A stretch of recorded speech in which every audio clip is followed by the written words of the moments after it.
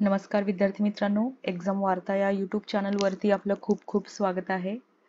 आज आपण येथे गर्भधारणापूर्व व प्रसवपूर्व रोग निदान तंत्रे लिंग निवडीस प्रतिबंध अधिनियम 1994 म्हणजेच PCPNDT ऍक्ट याचा भाग 2 पाहणार आहोत. भाग 1 आपण ऑलरेडी पाहिलेला आहे आणि त्यामध्ये आपण प्रकरण 1 कंप्लीट केलेला आहे. त्यामध्ये कलम 1 व कलम 2 हे आपण डिटेलमध्ये पाहिलेलं आहे. ठीक आहे, तर सुरुवात करूया आपल्या PCPNDT ऍक्ट पार्ट 2 ला. ठीक आहे, प्रकरण 2 आहे अनुवंशिकीय समुपदेशन केंद्र, अनुवंशिकीय प्रयोगशाळा व अनुवंशिकीय चिकित्सालय यांचे विनियमन. प्रकरण 2 मध्ये एकूण 3 कलम आहेत. कलम 3, कलम 3A व 3B. ठीक आहे, कलम 3 आहे अनुवंशिकीय समुपदेशन केंद्र, अनुवंशिकीय प्रयोगशाळा, अनुवंशिकीय चिकित्सालय यांचे विनियमन. विनियमन म्हणजे काय? तर एखादी गोष्ट कशी केली किंवा एखाद्या घटकाने कसे वागावे यावर नियंत्रण ठेवण्यासाठी सरकारने म्हणा किंवा इतर प्राधिकरणाने बनवलेले नियम म्हणजे विनियमन होय. ठीक आहे, आता या कलम 3 मध्ये अनुवंशिकीय समुपदेशन केंद्र असेल किंवा अनुवंशिकीय प्रयोगशाळा असेल किंवा चिकित्सालय असेल या संबंधित 3 रेग्युलेशन्स दिलेले आहेत. ते काय रेग्युलेशन्स आहेत? तर हे जे अनुवंशिकीय समुपदेशन केंद्र किंवा प्रयोगशाळा किंवा चिकित्सालय आहे यांनी त्याची नोंदणी आधी करायची आहे. अशी नोंदणी केल्याशिवाय त्यांना प्रसवपूर्व रोग निदान तंत्र संबंधित कोणताही कार्य करता येणार नाही किंवा त्यामध्ये सहभागी होता येणार नाही. ठीक आहे, मग या प्रकारची नोंदणी या अधिनियमाच्या कलम 18 नुसार केली जाते. ठीक आहे, नंतर दुसरं रेग्युलेशन काय लावलंय त्यांना?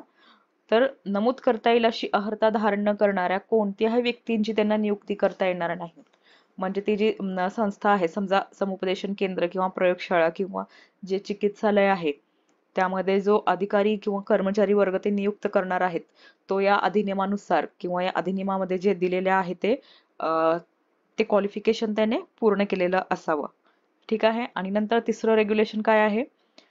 या अंतर्गत जे नोंदणीकृत वैद्यकीय व्यवसाय आहे, मेडिकल जेनेसिस्ट असेल म्हणजे वैद्यकीय अनुवंशशास्त्रज्ञ असेल किंवा स्त्रीरोग तज्ञ असेल किंवा बालरोग चिकित्सक किंवा अन्य जो कोणताही नोंदणीकृत वैद्यकीय व्यवसाय असेल यांनी काय करायचं आहे? स्वतः किंवा अन्य व्यक्तीमार्फत या अधिनियमाद्वारे ज्या ठिकाणाची त्यांनी नोंदणी केलेली आहे म्हणजे रजिस्टर केलेले आहे त्या ठिकाणाव्यतिरिक्त इतर कोणत्याही ठिकाणी त्यांना प्रसवपूर्व रोग निदान तंत्र वापरता येणार नाही. हा तिसरं रेग्युलेशन त्यांच्यावरती लावलेला आहे.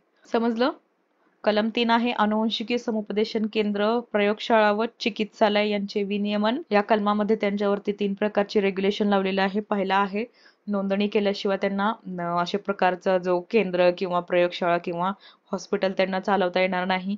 दुसरा आहे त्यामध्ये जो स्टाफ असणार आहे, अधिकारी किंवा कर्मचारी वर्ग जो असणार आहे तो क्वालिफाईड असावा, या अधिनियमानुसार क्वालिफाईड असावा. नंतर तिसरं काय आहे? ज्या ठिकाणाचं त्यांनी रजिस्ट्रेशन केलेलं आहे त्याच ठिकाणी त्यांना ते टेक्निक वापरता येईल. ठीक आहे, समजलं?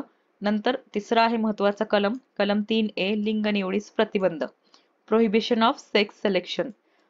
लिंग निवड कशा पद्धतीने केली जाते याची प्रक्रिया आपण पार्ट 1 मध्ये डिटेलमध्ये पाहिलेली आहे. ज्यांनी कोणी तो व्हिडिओ पाहिला नसेल त्याची लिंक डिस्क्रिप्शन बॉक्स मध्ये प्रोव्हाइड केलेली आहे, एकदा व्हिडिओ नक्की पहा. ठीक आहे, तर PCPNDT ऍक्टच्या कोणत्या कलमानुसार लिंग निवड प्रतिबंध करण्यात आलेली आहे? तर त्याचं उत्तर असणार आहे कलम 3A. कलम 3A नुसार लिंग निवड प्रतिबंधित करण्यात आलेली आहे. तर कलम 3A मध्ये काय म्हटलंय पहा, वंध्यत्वाच्या क्षेत्रातील विशेषज्ञ म्हणजे इनफर्टिलिटी स्पेशलिस्ट किंवा त्यांचा गट यांच्यासह कोणतीही व्यक्ती एखाद्या स्त्रीवर किंवा पुरुषावर किंवा दोघांवरती किंवा त्याकडून उत्पन्न झालेला कोणत्याही ऊतीवरती असेल किंवा भ्रूण असेल किंवा गर्भधारित द्रव असेल किंवा युग्मक असेल यांच्यावर लिंग निवडीची प्रक्रिया स्वतःही करणार नाही किंवा इतर व्यक्तीकडूनही करवून घेणार नाही किंवा करण्यास सहाय्य करणार नाहीत.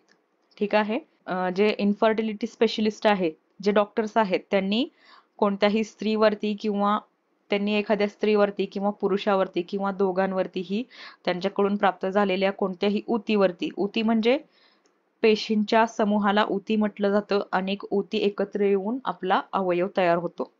तर अशा प्रकारचे कोणतीही ऊती असेल किंवा भ्रूण असेल, भ्रूण म्हणजे काय? पहिल्या पार्ट मध्ये आपण पाहिलेलं आहे. भ्रूण म्हणजे फलनानंतर किंवा फलनापासून ते 56 दिवस म्हणजेच 8 आठवड्यापर्यंतचा आईच्या गर्भाशयात वाढणारा जो बाळ आहे त्याला काय म्हणायचं आहे? भ्रूण म्हणायचं आहे. ठीक आहे. त्या भ्रूणावरती किंवा गर्भधारित द्रव म्हणजे एमनिओटिक फ्लूइड. एमनिओटिक फ्लूइड म्हणजे काय ते आपण पार्ट 1 मध्ये पाहिलेलं आहे. तसेच युग्मकला इंग्लिशमध्ये गॅमेट्स म्हटलं जातं. Mail gamete, female gamete. Mail gamete कोणता आहे किंवा कशाला म्हटलं जातं? मेल गॅमेट आहे स्पर्म्स ज्याला म्हणतो आपण. शुक्रपेशी किंवा रेतपेशी याला म्हणायचं मेल गॅमेट. फिमेल गॅमेट काय आहे? तर अंडाशय किंवा अंडपेशी याला फिमेल गॅमेट म्हटलं जातं. अशा ऊती किंवा भ्रूण किंवा गर्भधारित द्रव किंवा युग्मकावरती त्या डॉक्टरने लिंग निवडीची प्रक्रिया स्वतःही करायची नाहीये किंवा इतर व्यक्तीकडूनही करून घ्यायची नाहीये किंवा जर कोणी करत असेल त्याला सहाय्यही करायचे नाहीये. पीसीपीएनडीटी ऍक्टच्या कलम 3 नुसार लिंग निवड ही पूर्णतः प्रतिबंधित आहे. ठीक आहे. नंतर नेक्स्ट कलम आहे कलम 3B. कलम 3B मध्ये काय तरतूद आहे? तर कोणतीही व्यक्ती ज्याने या अधिनियमान्वये नोंदणी केलेली नाही, म्हणजे सपोज एखादा डॉक्टर आहे आणि त्याने या अधिनियमानुसार नोंदणी केलेली नाहीये किंवा एखादं समुपदेशन केंद्र आहे किंवा प्रयोगशाळा आहे किंवा चिकित्सालय आहे किंवा इतर व्यक्ती आहे, त्यांनी या अधिनियमानुसार जर नोंदणी केलेली नसेल तर अशा व्यक्ती किंवा अशा संस्थांना गर्भलिंग तपासण्यास सक्षम असलेली कोणतीही मशीन, कोणतेही स्वनातील यंत्र म्हणजे अल्ट्रासाउंड मशीन असेल, प्रतिमादर्शक यंत्र म्हणजे इमेजिंग मशीन असेल किंवा कोणताही स्कॅनर असेल किंवा अशी एखादी मशीन जे गर्भलिंग तपासण्यास सक्षम असेल अशा प्रकारच्या व्यक्तींना विकण्यास प्रतिबंध केलेला आहे. ठीक आहे, समजलं? प्रकरण 2 मध्ये 3 कलम आहेत. कलम 3, 3A व 3B. कलम 3 हे अनुवंशिकी समुपदेशन केंद्र असेल किंवा प्रयोगशाळा असेल किंवा चिकित्सालय असेल यांचे विनियमन करतो. कलम 3A लिंग निवडीस प्रतिबंध करतो. तर कलम 3B हे या अधिनियमानुसार नोंदणी नसलेल्या व्यक्तींना स्वनातील यंत्र इत्यादी विकण्यास प्रतिबंध करतो. ठीक आहे. नंतर नेक्स्ट आहे प्रकरण 3 प्रसवपूर्व रोग निदान तंत्राचे विनियमन. जसे आता आपण ज्या मेडिकल संस्था आहेत त्यांचे विनियमन पाहिले. आता प्रसवपूर्व रोग निदान तंत्र म्हणजे प्रीनॅटल डायग्नोस्टिक टेक्निक याचे विनियमन पाहणार आहोत. तर या प्रकरण 3 मध्ये 3 कलम आहेत. कलम 4, कलम 5 व कलम 6. तर कलम 4 मध्ये काय तरतूद आहे पहा. कलम 4 आहे प्रसवपूर्व रोग निदान तंत्राचे विनियमन. आता या कलम 4 मध्ये काही प्रयोजने तर तसेच काही शर्ती दिलेल्या आहेत, ज्यांची पूर्तता केल्याशिवाय कोणत्याही प्रकारचा प्रसवपूर्व रोग निदान तंत्राचा वापर करता येणार नाही. तर पाहूयात कोणत्या शर्ती, कोणती प्रयोजने आहेत. कलम 4 चा पोटकलम 2 मध्ये काय तरतूद आहे पहा. पुढीलपैकी कोणत्याही अपसामान्यतेची तपासणी करण्याच्या प्रयोजनाशिवाय प्रसवपूर्व रोगनिदान तंत्राचा वापर करता येणार नाही. त्यामध्ये खंड 1 आहे गुणसूत्रीय अपसामान्यता, अनुवंशिकीय चयापचय रोग, हिमोग्लोबिन विकृती, लिंग संलग्न अनुवंशिक रोग आणि जन्मजात विसंगती, तसेच केंद्रीय पर्यवेक्षी मंडळ नमूद करण्यात येतील अशा इतर अपसामान्यता किंवा रोग. म्हणजेच त्या गर्भामध्ये किंवा त्या भ्रूणामध्ये एखादा गुणसूत्रीय अपसामान्यता असण्याची शक्यता असेल. गुणसूत्रीय अपसामान्यता म्हणजे आता आपल्या सर्वांना माहित आहे ह्युमन बॉडीमध्ये किंवा मानवामध्ये 46 गुणसूत्रे असतात किंवा गुणसूत्रांच्या 23 जोड्या असतात. मग गुणसूत्रीय अपसामान्यता म्हणजे काय?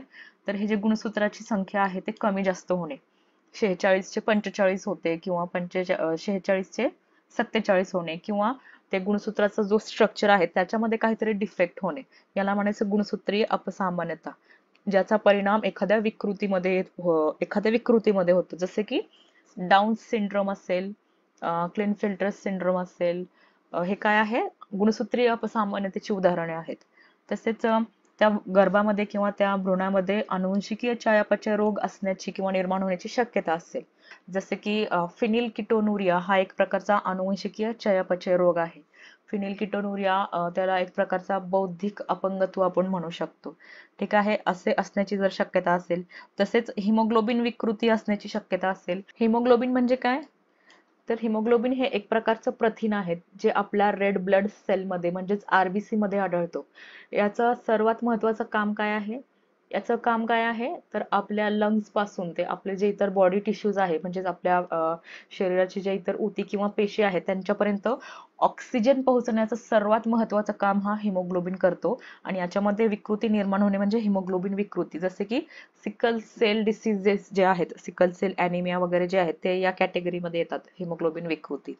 असं जर त्या बाळामध्ये म्हणजे त्या गर्भ किंवा त्या भ्रूणामध्ये अशा प्रकारची विकृती निर्माण होण्याची शक्यता असेल किंवा झाली असेल किंवा तशी शंका असेल तर, तसेच लिंग संलग्न अनुवंशिक रोग असण्याची शक्यता असेल तर, लिंग संलग्न अनुवंशिक रोग जसे की कलर ब्लाइंडनेस हा एक लिंग संलग्न अनुवंशिक रोग आहे. किंवा एखादी जन्मजात विसंगती असण्याची शक्यता असेल.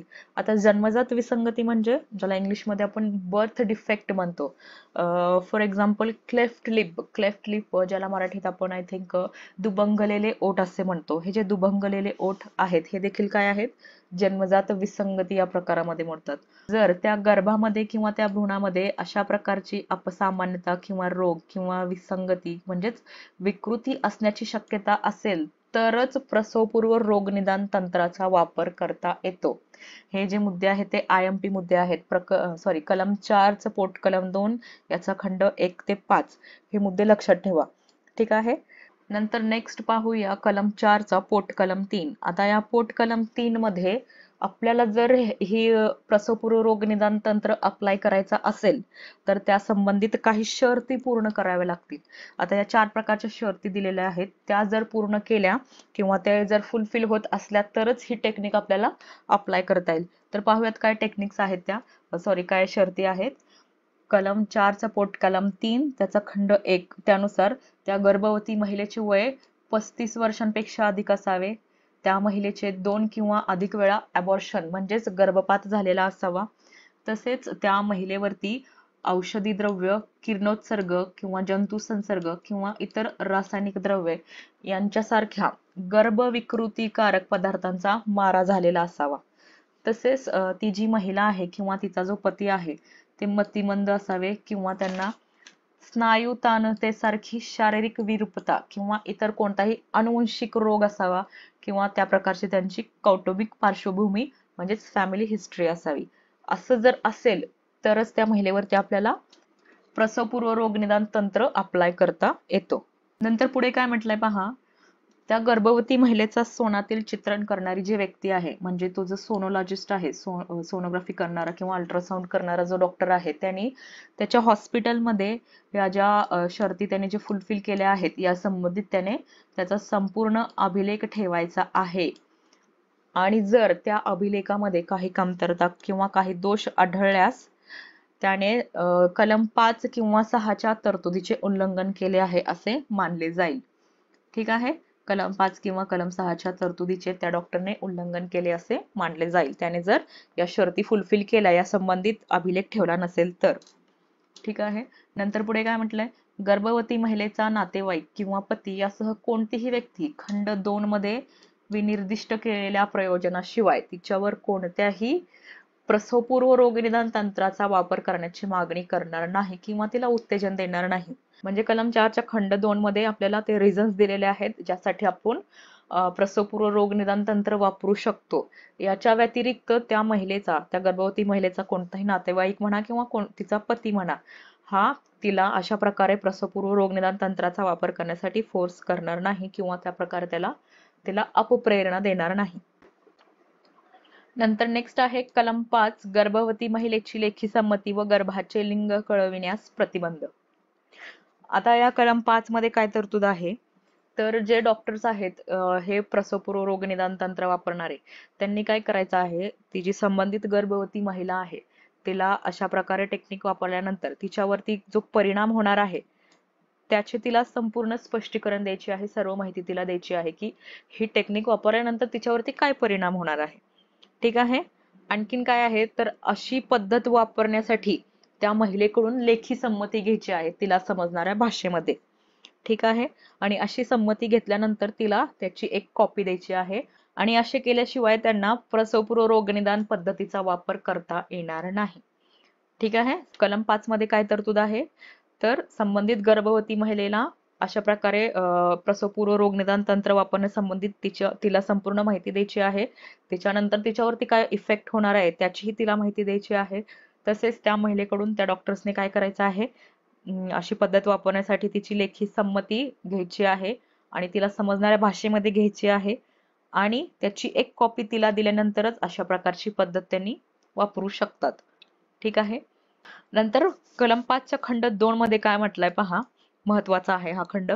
प्रसवपूर्व रोगनिदान पद्धतीचे चालन करणाऱ्या व्यक्तीसह कोणतीही व्यक्ती संबंधित गर्भवती महिलेस किंवा नातेवाईकास किंवा इतर कोणत्याही व्यक्तीस अक्षर, खुणा यांद्वारे किंवा इतर कोणत्याही रीतीने गर्भाचे लिंग कळविणार नाही. ठीक आहे, समजलं? अशा प्रकारे प्रसवपूर्व रोगनिदान पद्धत वापरणारा डॉक्टर असेल किंवा त्याच्या हाताखाली असलेला तिथला स्टाफ असेल, यांनी कोणत्याही व्यक्तीला अक्षराद्वारे असेल किंवा खाणाखुणाद्वारे असेल किंवा इतर कोणत्याही पद्धतीने त्या गर्भाचा लिंग कळवायचा नाहीये. ठीक आहे. नंतर नेक्स्ट आहे कलम 6 गर्भलिंग निर्धारण करण्यास प्रतिबंध. आता यामध्ये काय तरतूद आहे पहा. कोणतेही अनुवंशिकीय समुपदेशन केंद्र असेल किंवा प्रयोगशाळा असेल किंवा चिकित्सालय असेल, यांनी आपल्या केंद्रात, प्रयोगशाळेत किंवा चिकित्सालयात गर्भलिंग निर्धारण करण्याच्या प्रयोजनाकरिता स्वनातील यंत्रणासह प्रसवपूर्व रोगनिदान तंत्राचा वापर करणार नाही किंवा करण्यास कारणीभूत होणार नाही. म्हणजे कोणताही अनुवंशिकीय समुपदेशन केंद्र असेल किंवा प्रयोगशाळा असेल किंवा चिकित्सालय म्हणजे हॉस्पिटल असेल, त्यांनी त्यांच्या हॉस्पिटलमध्ये वगैरे गर्भलिंग निर्धारण करण्याच्या उद्देशाने कोणत्याही प्रकारचे अल्ट्रासाउंड करायचं नाहीये. तसेच प्रसवपूर्व रोगनिदान तंत्राचा वापर करायचा नाही किंवा तसे करण्यास कारणीभूत व्हायचं नाहीये. ठीक आहे. पुढे काय म्हटलंय, कोणतीही व्यक्ती गर्भलिंग निर्धारण करण्याच्या प्रयोजनासाठी स्वनातील चित्रणासह कोणत्याही प्रसवपूर्व रोगनिदान तंत्राचा वापर करणार नाही. ठीक आहे, समजलं? PCPNDT ऍक्टचा भाग 2 येथे संपलेला आहे. नेक्स्ट भाग मध्ये आपण याचे राहिलेले उर्वरित जे राहिलेले कलमे आहेत ते डिस्कस करूयात. तुम्हाला जर हा व्हिडिओ आवडला असेल तर व्हिडिओला लाईक करा. डिपार्टमेंटल मेन्सची तयारी करणाऱ्या आपल्या फ्रेंड सर्कलमध्ये हा व्हिडिओ नक्की शेअर करा आणि स्पर्धा परीक्षेच्या विनाशुल्क परिपूर्ण तयारीसाठी चॅनलला सबस्क्राईब करायला विसरू नका. Thank you for watching.